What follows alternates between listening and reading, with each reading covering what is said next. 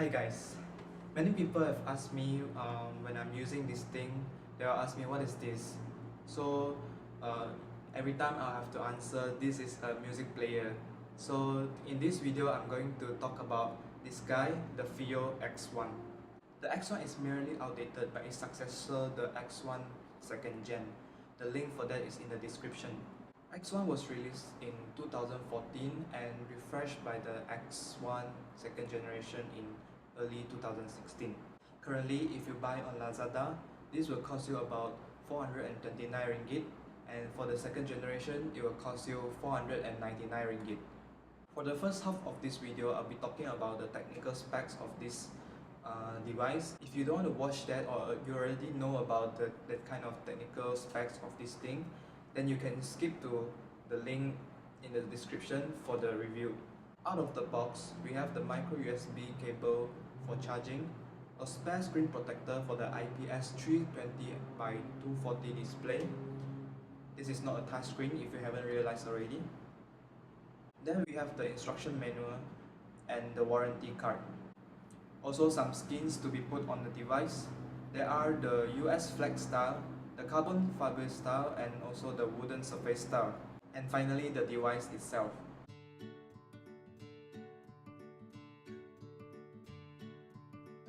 Obviously, this is not a new unboxing already, since the device will not come with a skin pre-attached. There is one micro SD card slot for the device on the right side, which support up to 128 GB. It comes with a 1700 mAh battery, which can last for a few days of listening. On this device, there is one headphone jack which can provide headphone out and line out, which means you can add an external headphone amplifier like the E11. This digital audio player is using a Texas Instrument PCM 5142, if you know what it means. It's not that it's the best, but it's a better chip than the smartphone out there. This thing is a 96.7mm length, 57.7mm width, and 14.1mm thick, and it only weighs about 100 grams. On the left side of the device, we have the power button or the on-off screen button. It is nice that there's a bump on the volume up button for blind press, and above that, we have the reset button. Now we talk about why I use this. First of all, when you use this player to listen music, you can obviously save some battery from your smartphone. And also, when you store music into this device, then you can save the storage as well in your device, so that you can save some space in your phone. If you are not a sharp listener like the audiophiles, this player can satisfy your ears just as nice or even nicer than the other smartphone. I like it because it still sounds the same or even better than my iPhone. iPhones are known to have a very good DAP chip in their phone, so the difference between the iPhone and this device will not be that much unless you are very particular or very sharp listener. As an average person like me, if you let me try on this and switch to iPhone, I won't tell the difference exists over there. But if I'm listening for this device for a couple of hours and I suddenly switch to the iPhone, then I'll realize that there is some noticeable difference between the sound quality. Now, the sound quality is a very subjective topic.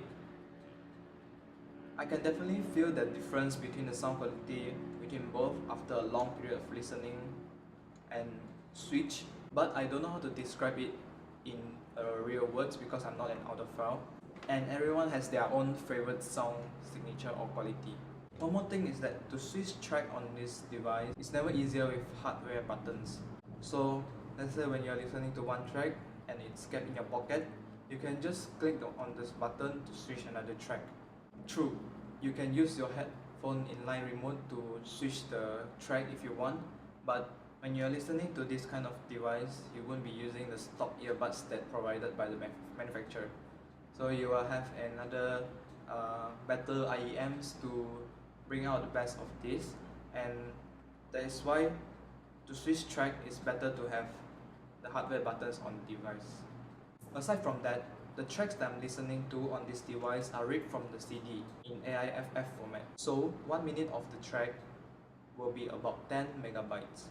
If given the choice, I would rather save the space on the phone and store everything in here. since it does a better job at playing uncompressed music. Of course, when you're using something additional, there's the downside of it too. So first of all, you have to remember to charge this guy every time before you want to bring it out, in case when you want to listen to it, there's no charge. And also the hassle to bring it all around, which is means something to someone else, but to me I find it okay because I always keep this in my bag. Also, you need to have the micro SD card to store up your songs because it doesn't come with a micro SD card. But at that time I purchased this device, I already own a 32GB SD card, so it's not a problem for me at that point of time. All in all, I find this player is doing a really good job, especially with the price it comes with. There are much more higher end player out there, which I didn't mean that this will be on par with all those players like the X3, X5 or X7 with the same series under Fiio. But if you are under a budget, this is definitely a good choice compared to even Apple's iPod Nano Shuffle, something like that. If you happen to have a very good hearing ability or a very picky ears, you can try out this device at the shop, and if after you've tried it, if you feel like the difference is significant, why not try to get one of these? You won't regret. Okay guys, I think that's all. Thanks for watching. If you want to watch my other videos, please click on the boxes appear on the screen right now. And if you want to leave any comment, please feel free to do so. Like this video if you do like it, and thanks again for watching, and I'll see you in the next one.